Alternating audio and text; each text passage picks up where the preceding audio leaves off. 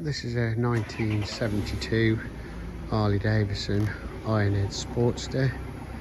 It's an XLCH, so it's kickstart only. It's a project barn find. The engine turns over from the kickstart. Yeah, it does turn over. I've selected the gears. It's matching numbers. I can't free the clutch up. Plates are stuck.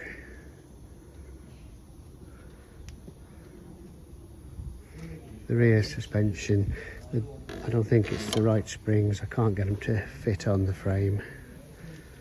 But that's how it comes.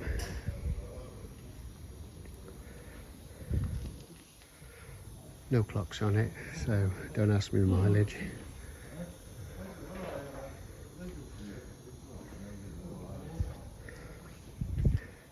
Got a nice little bobber appearance to it, make a nice bike. Check out eBay. Thanks.